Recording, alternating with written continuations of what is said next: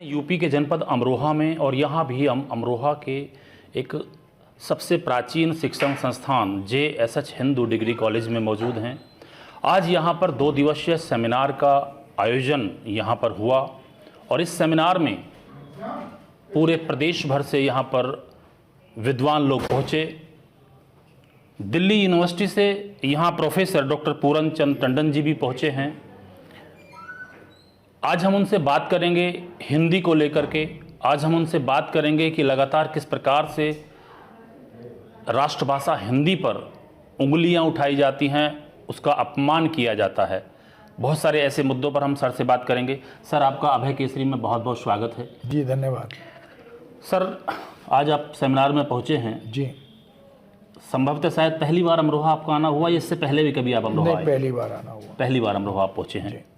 तो आज यहाँ पर हिंदी की चूँकि सेमिनार है जी, तो कैसा आपको लगा यहाँ पहुँच करके? थोड़ा इसके बारे में बताएं। मुझे इस कॉलेज में और यहाँ की पूरी व्यवस्था को देखकर बहुत अच्छा लगा, क्योंकि महानगरों में जो गोष्ठियाँ, जो चर्चाएं परिचर्चाएं होती हैं, वो कुछ ज़्यादा ही औपचारिक होती हैं। यहाँ कम से कम ये तो अनुभव हुआ ही कि एक आत्मीयता का संस्पर्श है, चाहे वो प्राचार्य महोदय हों, शिक्षक समुदाय हो, या व्यवस्था से जुड़े हुए सभी अधिकारी मित्र हों। बहुत बड़ी संख्या में यहाँ टीचर्स, शिक्षक, विद्यार्थी, शोधार्थी, ये सब कई प्रिंसिपल्स यहाँ पर हैं। तो मुझे बहुत अच्छा एक आत्मिक आनंद की अनुभूति हो रही है, और ये इस बात की खुशी हो रही है कि इस तरह के जनपद में भी हिंदी का परचम लहरा रहा है, और हिंदी के प्रति, उसके विकास के प्रति, उसके उन्नयन के प्रति लोगों में एक गांभीर्य है, एक चिंता है। और इस कॉलेज ने विशेष रूप से एक 2 दिवसीय राष्ट्रीय संगोष्ठी का आयोजन किया है, जो इस बात का प्रमाण है कि भले ही वो महानगरीय व्यवस्था से अलग दूर हो, लेकिन हिंदी के माध्यम से वो अपनी उपस्थिति एक शैक्षिक जगत में, एक भाषिक जगत में उपस्थित कर रहा है। ये उसका एक बड़ा योगदान माना जा सकता है। सर, चूँकि आप देश की राजधानी में आप शिक्षण कार्य करते हैं, और ख़ासकर DU जो अपने आप में एक उसका शिक्षा के मतलब फील्ड में एक अपना एक अलग परचम, चूँकि DU का अपना एक अलग नाम है, एक अलग उसकी पहचान है। वहाँ में एक तरह से दिल्ली में और यूपी में, खासकर इस पश्चिम यूपी में, आप एजुकेशन को किस रूप में देखते हैं? देखिए, यूपी दिल्ली की तुलना में एक बहुत बड़ा राज्य है जी, और बड़े राज्य की समस्याएं भी बड़ी हैं, स्वाभाविक है जी। दिल्ली इस मामले में बहुत सौभाग्यशाली है कि वो देश की राजधानी है। लेकिन विगत कुछ वर्षों में दिल्ली की तुलना में यदि हम देखें तो उत्तर प्रदेश में भी अनेक क्षेत्रों में उल्लेखनीय प्रगति तो हुई है। और सबसे बड़ी बात है कि जो एक हताशा और निराशा का माहौल था, उसमें एक बदलाव तो आया है। यहाँ के नागरिकों का एक मनोबल बढ़ने का जो स्वरूप है वो दिखाई दिया है। पहले हमने ये मान लिया था कि बड़ा राज्य है, बड़ी समस्याएं हैं, इसका कोई निदान हो नहीं सकता, और ये तो ऐसे ही चलेगा, एक ऐसी मानसिकता बन गई थी। लेकिन उस मानसिकता में बदलाव आया है, और वो इस बात का प्रमाण है कि यदि मनुष्य चाहे तो कर कुछ भी सकता है। कौन कहता है आसमां में छेद हो नहीं सकता, एक पत्थर तो तबीयत से उछालो यारो।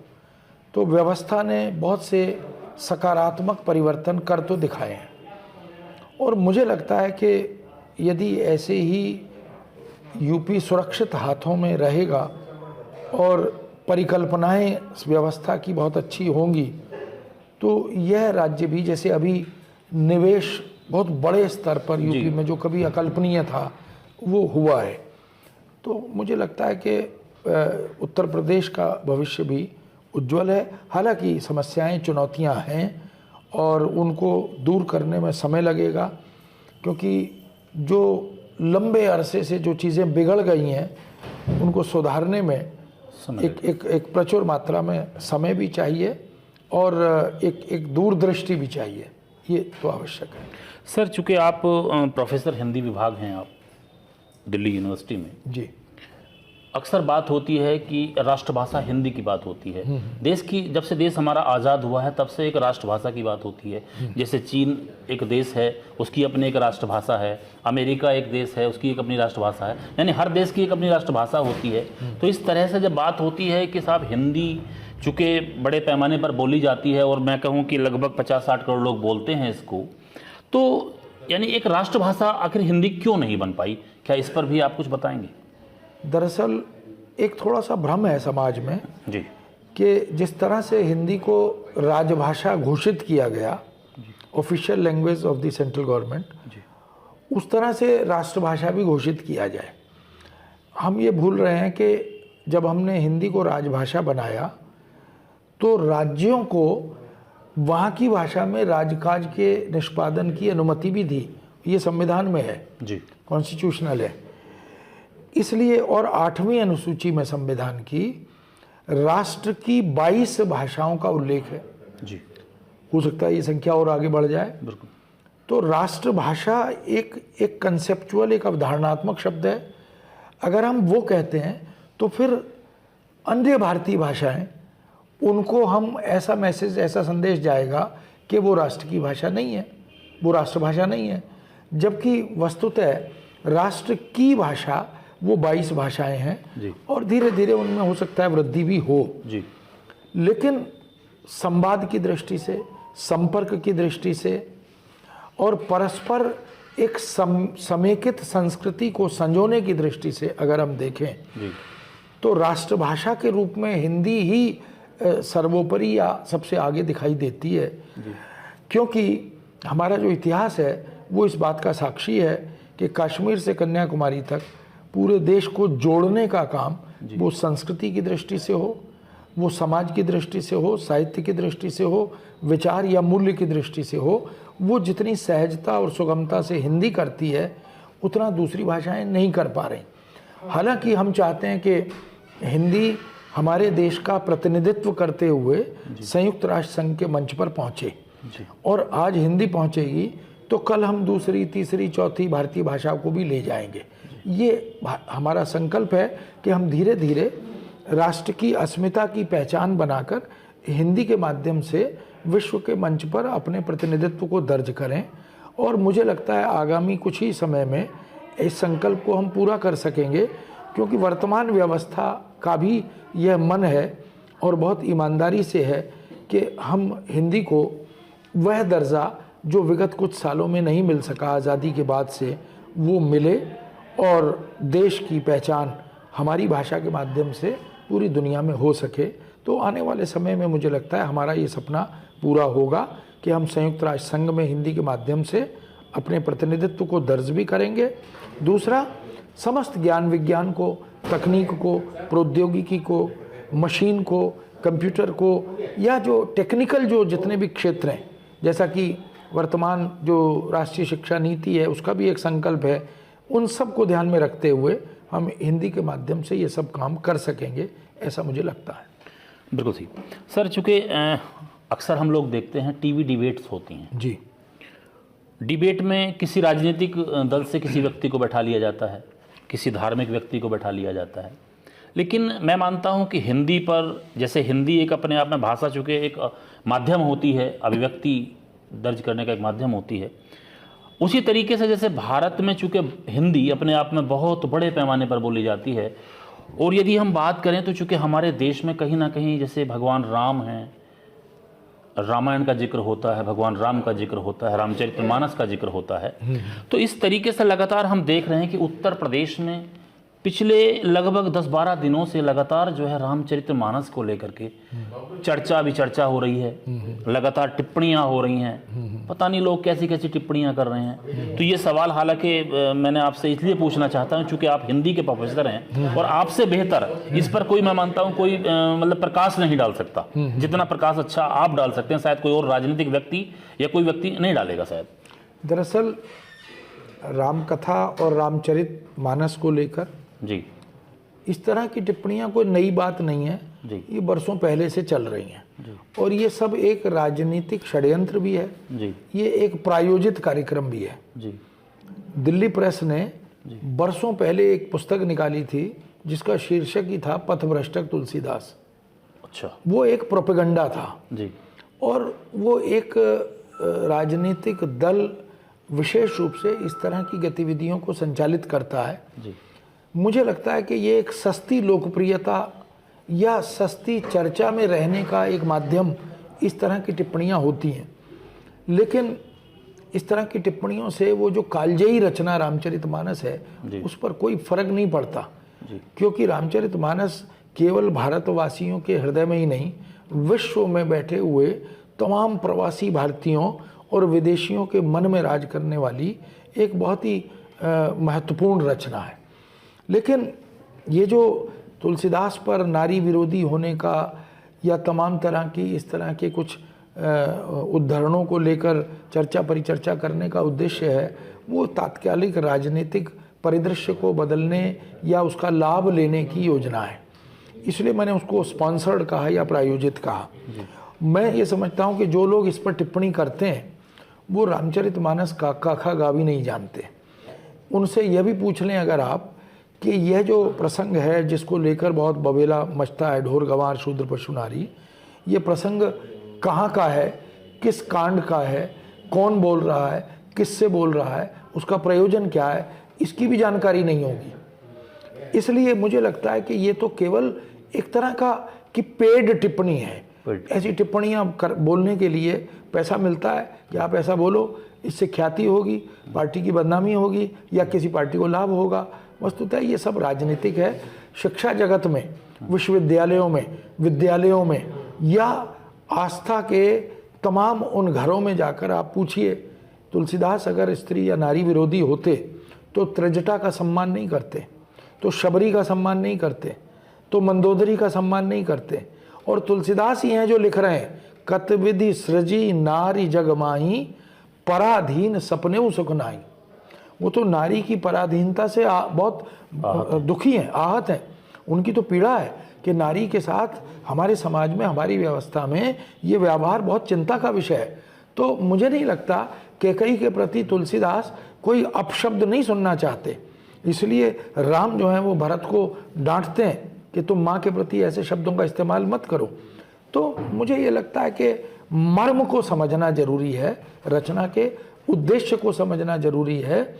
भगवान राम जब समुद्र पर सेतु बंधन का प्रसंग आता है, वहाँ का यह कथन है, और इस कथन की पूरी एक जो मनोवैज्ञानिक पृष्ठभूमि है उसको समझे बिना हम इस तरह की उक्तियाँ या कथन कहते हैं, वो मुझे लगता है कि बहुत महत्व नहीं रखती।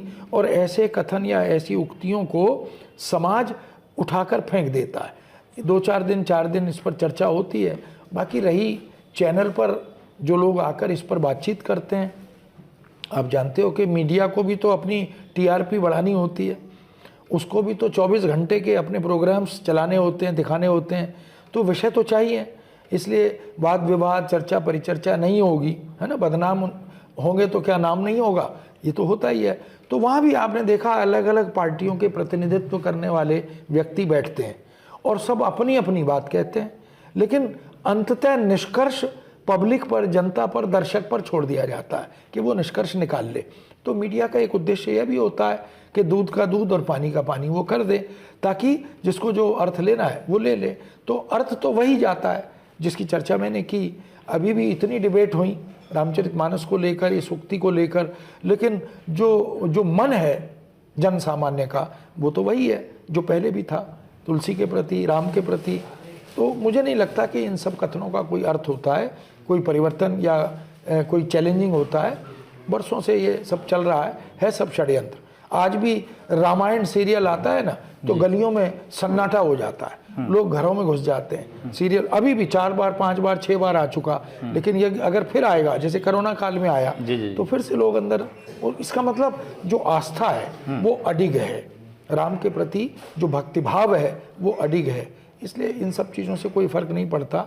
हाथी अपनी चाल से चलता है और लोग छोटे मोटे कुछ अगर आचरण व्यवहार करते भी हैं तो उसको कोई उसका असर दिखाई नहीं देता। चलिए, आप शायद एक तरह से राजनीतिक मुद्दों में हम लोग पहुंच गए। हम चूँकि बात सेमिनार पर हम लोग कर रहे थे जी। सेमिनार में चूँकि आए।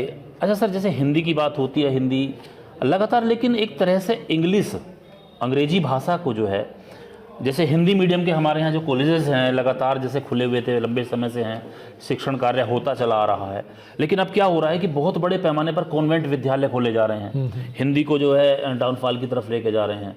कहीं ना कहीं जो है मैं मानता हूँ एक तरह से जो है इंग्लिश मीडियम के स्कूल सरकार भी खोल रही है।